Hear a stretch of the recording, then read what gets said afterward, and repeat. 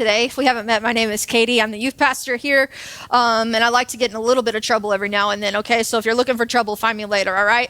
But we've been going through this series called Paper Walls, and I'm kind of nervous because I like to start out series because I'm like excited and pumped, and I like to leave you hanging a little bit. It's really hard to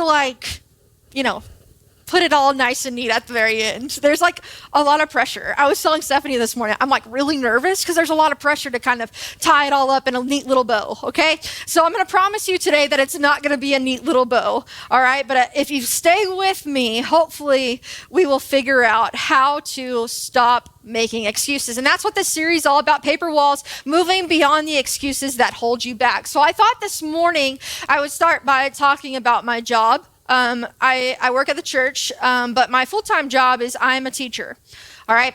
And it's summer, so I'm living my best life, okay? I don't want your kids right now. I love you, but keep them at home, okay? I don't want to teach them right now, all right? But I'll teach you a little bit of something about what I do. So when I was in college, about junior year, they separate. I went to Howard Payne Stingham. Forgot to throw that in. I got to throw my stinger up. Yes, sir. Anytime we're going to throw a stinger up, all right? And so right around junior year, they start to separate you by if you're an elementary person, not me. Okay, there's people that God has given the gift of little children, and it's not me. I love them. I love to look at them, but I don't know what to do with them, okay? And I'm very sarcastic, so I'm like, you got something on your shirt, and they look at your shirt, and I'm like, haha, that's a joke, and then they get upset about it. I'm just like, what, right? And then there are some people that have the gift of secondary ed, okay, and that's the route I chose. Secondary sounds really cool and awesome. It just means 7th grade through 12th grade, all right? So most of my friends were elementary education majors, all right? So at this point, we probably got 30 people that are elementary education majors, and then there's 5 of me, okay? There's 5 of us that have chosen the middle school and high school life. All right. And so what's really cool about having a class of 5 is we get to talk and debate about really interesting topics. And one of the topics that we always talked about was homework. All right. And I was in a class of 4 math majors and a history major, okay? We don't see eye to eye on a lot of things because I don't understand the maths, all right? But they need homework, all right? They would say, maybe not necessarily assign homework later, but they would say, we have to practice these hard things that we're teaching our students. And I'm like, what do we need to practice in history? Like not having slaves, how do you assign that as a homework? Like, be a good person, I don't know. So I was bound and determined I was not going to assign homework because I'm cool. All right, that was the major reason. I wanted to be cool. If any teacher tells you not to be friends with your students, they're lying to you because you want them to like you so much. All right, I don't care what anybody else tells you, you want them to like you. All right, and so that was my goal. I'm going to be cool. So my first job, I graduated and moved to Fort Stockton, and I taught 11th graders. All right, and I had the regular ed students. I had 115 students that I taught U.S. history to, and then my teaching partner across the hall, he was what you would have, they label them as like the ultra smart kids that are like in the college classes and the AP courses. And so what's funny is I kept my promise. I did not assign homework, but he assigned a ton of homework, and he should, all right? They should be writing papers and things like that. I'm going to be real honest with you. I just don't want to grade it, okay? I am lazy. That is an excuse. We'll talk about that later. And it is a big reason as to why I did not assign homework, because I just didn't want to grade it. All right. So I had these super smart students who would come and beg me to switch their schedules so that they would not have homework. And I was like, you know what, homie, Comey, you chose this life. You've got to live with your consequences. All right. And I'm sorry that I'm cooler than him, but you go learn a whole lot. All right. And so then I decided 11th grade really wasn't what I was looking for because they scared me. They were 17 and I was 22. Not a good match. So I moved to Brady, Texas, and I got a job as an 8th grade U.S. history teacher. And my principal, Mrs. Moore, she had very high standards. She's probably going to watch this. She always watches me when I preach. I love you. But she had very high standards. All right. And I love high standards. I love to be challenged. I love, love, love to beat the high standards. Like you tell me I need to do something, I'm going to do it better. You know what I'm saying? It's like a little challenge for me. And so she had these standards of where she wanted our students to get on the STAR. All right. If you don't know what the STAR is, it's this dumb test. Everybody hates it. But my students were going to do good on it. Okay. We hate it, but they're going to do well. And so I get there and I haven't taught 8th grade before. And I'm like, there is so much information that they have to know. And I don't know if you know this, but the last time that these students had a U.S. history class was 5th grade. All right? 6th grade, they do this world geography class. Don't ask me about it. I don't know nothing about it, okay? 7th grade, what I teach now, they do Texas history, which we can hit U.S. stuff in Texas history, but not really. And in 8th grade, they've got to learn everything from 1607 to 1877. All right, again, not good at math, but that's like what, 200 years, right? And I was just like, I don't know how to teach them all this. So I became real uncool real quick, and I assigned homework. All right, we had these study guide books, and they wanted to burn them at the end of the year. And I let them, that sounds fun to me. Just don't burn anything down, And what they would do, I would assign 10 pages of homework that they had to read and answer the questions. I know, you hate me already, but I would give them 2 weeks to do it. 2 weeks, okay? So they would read this paragraph, okay? Let's say it's the Revolutionary War, and they would have a definition like what a patriot was. The question right next to that paragraph would be, underline the sentence that defines patriot. Done. Right? Or it would ask, what did Paul Revere contribute to the American Revolution? And they would fill it in. Really simple, really easy, all right? But the amount of excuses that I got that they could not do their homework was astounding. All right? It was shocking. Okay? Now, I have some of those students, and you can raise your hand. You might have been one of those students that was just like, I just didn't do it. Okay, those students receive an A because they're honest, all right? But I had other students. I had one student one time, this is my first year at Brady, and he came up to me and said, Miss Vernon, listen, okay? Anytime a student says listen, they're lying to me, right? They're getting ready to lie. He says to me, Miss Vernon, it's always the dudes. I'm sorry, dudes. It was just more dudes than girls. I don't know what it is, right? He said, Miss Vernon, listen, my dog ate my homework. I'm like, come on. I used that same excuse when I was your age, all right? Your dog did not eat your homework. I said, okay, prove it to me. And he brings me his workbook, and I kid you not, there's bite teeth marks in it from his dog. And I said, what happened here, man? And he was like, listen, we got a puppy lab. And I was like, say no more. I've had a puppy lab. They're terrible. I forgive you.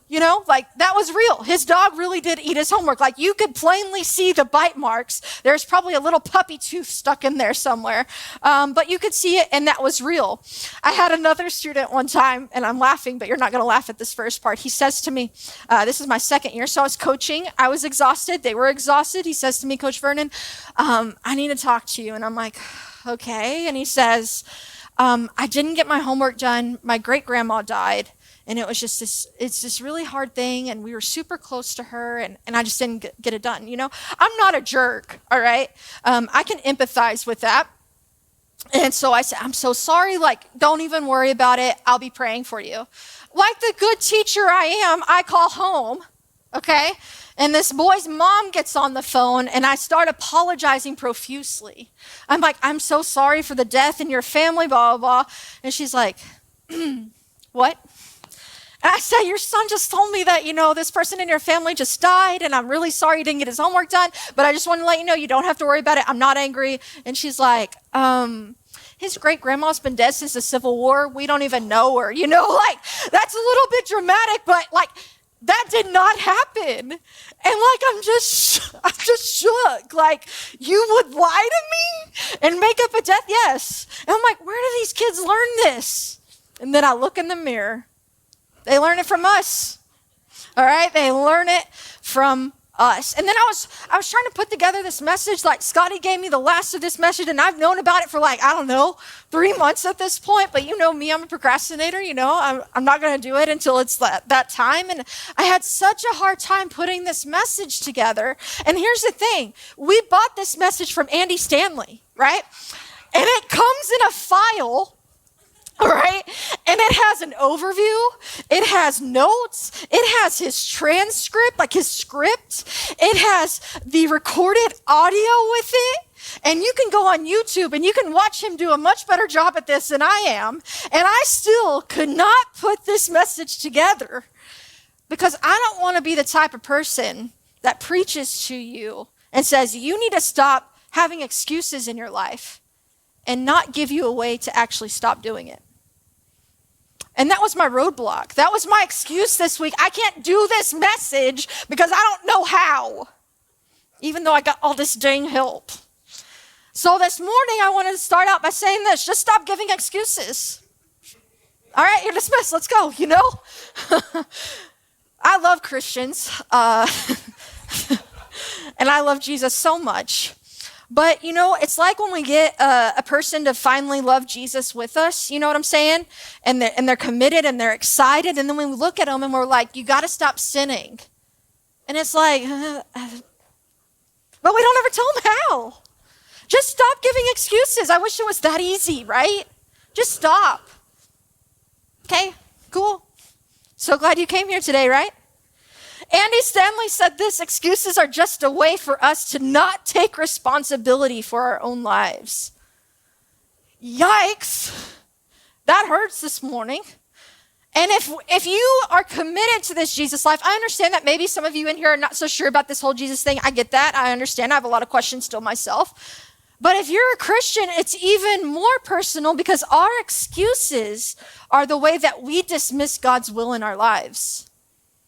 Oh, okay, we're all in the same boat this morning. That hurt all of you as much as it hurt me. So this morning, I'm going to give you a lot of information this morning, all right? But our bottom line for this message in particular today, to wrap it all up, is that excuses prevent God-given purpose. Excuses prevent God-given purpose. All right? And so that's a little sticky today, and that's going to hurt a little bit today, but I'm hoping that this message is going to be a little bit helpful for you to understand how to stop the excuses, all right? So we're going to look at a passage today, and it's real bizarre because here's the thing. I never knew that my God-given purpose was to do this. All right, it wasn't until recently that God was like, nah, I'm going to make you quit everything, and this is the only thing you're going to do. And I was like, oh, yes, sir. You know what I'm saying? Like, you don't say no to God. Sometimes I do, but that's besides the point. And so I was in college, and I was a junior, and I was a resident assistant. If you don't know what that means, it means a hall mom. And I was a bad one. I'm just going to be honest about it. I was a bad hall mom, as you probably suspected. And one day, it was snowing and sleeting, and I was working. It was a Friday night. I had duty, and I was working. And then Saturday, it was still snowy and gross and icy. And so most of the churches around town had already said, we're not going to meet tomorrow. And I was like, man, what can we do? We've got all these girls in here. They're not going to be going to church. What can we do? And we as an RA staff kind of sat together, and I was like, you know what? I'll do it. We can have a Bible study in our lobby. All right? And I was kind of at the point in my life where, like, I was real cool about the Jesus thing, but the whole church thing was still kind of weird for me because I didn't really fit into that at the moment. And so it was just kind of weird. And so you're getting this girl that loves Jesus but unsure about the whole church thing, and I'm supposed to write a Bible study for these girls to understand? Bro, I didn't even know where to start, right? And it's crazy because the verse that we're going to look at today is the same verse 10 years ago that I spoke to that group of girls in Vita. And it's awesome God-given purpose, and when we don't make excuses, what God can do with our purpose. All right, so the scripture, that was just a side story. It has nothing to do with today, but I just thought it was cool. This passage comes from Ephesians, and this is by Paul. All right, if you ever have to guess who wrote something in the New Testament, just guess Paul. I mean, you're probably going to be right, okay? But this is a letter to the church in Ephesus, and if you've never read the book of Ephesians, Man, it's one of my favorites. Just the language that Paul uses. In the very beginning, he talks about how God adopts us into his family. It's a beautiful picture of how us and God relate. But in chapter 2, we get the real face melter. He says, we are God's masterpiece. He has created us anew in Jesus so we can do the good things he planned for us a long time ago. We are God's masterpiece. And this verse humbles me every single time, because if we are a masterpiece, that means that God took time with us. He spent a lot of time creating us. And long time ago, he had this idea for you and for me. And we're all so unique that my thumb swirls differently than your thumb. We are a masterpiece. And he spent so much time on us. And the one thing that gets in our way of God-given purpose is our excuses. The one thing that gets in the way of our masterpiece is stuff that we create for ourselves. So today, what we're going to do is I'm going to give you 5 steps. That's a lot of steps. I usually do like 3. We're going to do 5 today, okay? There are 5 steps to poke holes in our paper walls. If you have not been here the previous weeks, paper walls are excuses. All right, so I'm going to give you 5 steps to poke holes in your paper walls, all right? Some of it's going to be a little bit uncomfortable, but hey, you know what? It's worth it. It's worth it. All right, so let's go to step 1, identify. It took me the longest time to try to figure out what to say here. I'm just going to be really honest, all right? And Andy Stanley said it best. I'm going to steal his words here. You can't have a breakthrough if you are unaware of what you need to break through. I mean, come on. Like, that's the best I got today. You know what I'm saying? Like, that's it. All right? What does that mean, right? Well, here's an easy way to put it. You need to listen to your becauses. Listen to your becauses. I can't do that because I'm not good enough, because I quit, because whenever you're in a conversation with someone, you need to stop and realize how many times you say the word because there's probably an excuse that follows after it. So first, you got to be aware. You can't have a breakthrough if you're unaware of what you need to break through. And then the second part to step 1 is you got to listen and write down your becauses. Because I don't know about you, but once I start in that excuse little routine, it just becomes natural. I don't even know I'm doing it at this point. Right? That's why you got to write it down, because it creates accountability. Right? So step 1, you got to identify what your excuse is. All right? Step 2 is the hard one. We got to interrogate. I love that word, interrogate. It's kind of a scary word. A few years ago, I was at Scotty and Emily's house, and she was like, KV, you're just really a why person. And I was like, what does that even mean? All right? I'm the type of person that if you need me to do something, I just need to know the why. It could be a really bad why, okay? We're going to go rob this bank because it sounds fun. Okay, as long as you give me a reason, I'm down for it. I just need to know why, okay? All right, that's what we're doing here. We're interrogating. Why is it when that one topic comes up, we immediately reach for that excuse? All right, so one of my God-given purposes I'm going to share with you today is I feel like God has called me. I'm going to say not right now, but that's probably an excuse, okay? To own and operate my own camp, okay? I never even went to camp as a child, okay? I'm a mama's girl. I'm an only child. I'm not gonna leave my mama, okay? But I worked camps in the summer at Howard Payne, and I loved it. I love the camp environment. I love corn dogs, and we had corn dogs every single week, all right? And it's just so cool to watch how somebody's life can literally be transformed in a week. Right? And so God, I don't know, ever since that moment, I just felt it heavy in my soul that I need to do it. But you know what my one excuse is? I ain't got any money. And that's true. I'm a teacher, y'all, okay? That's true. But is that really what the problem is? No, that's not really the problem. I mean, it is a problem, but it's not the problem.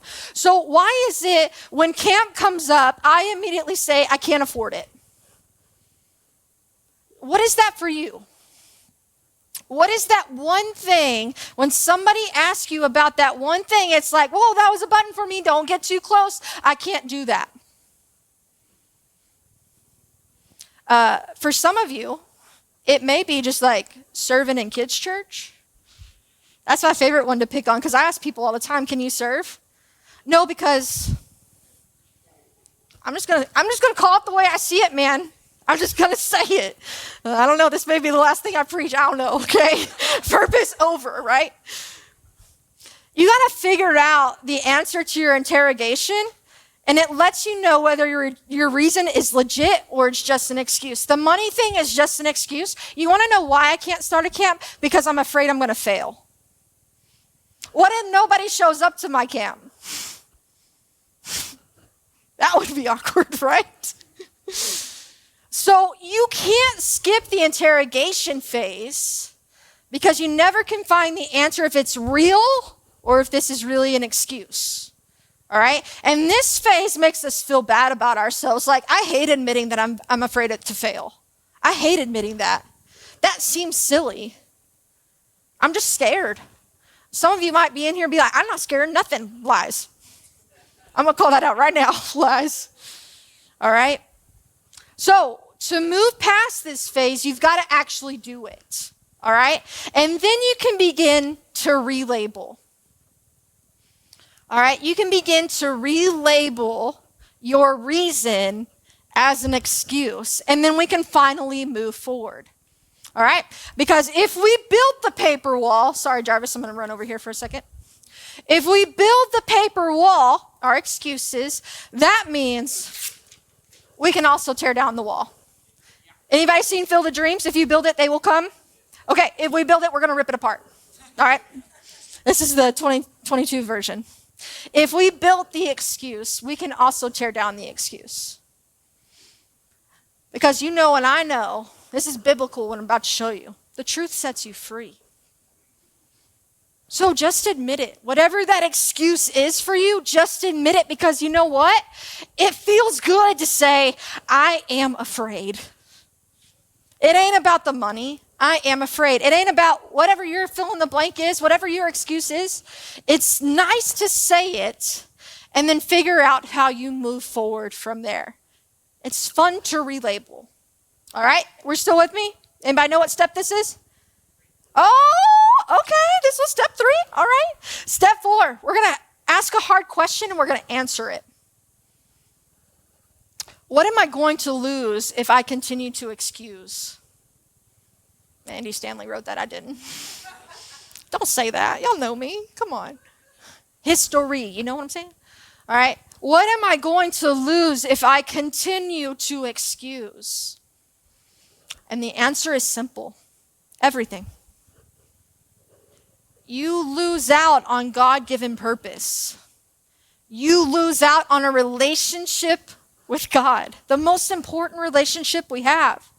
And let me tell you, you're going to lose out on your friends because your friends are tired of your excuses.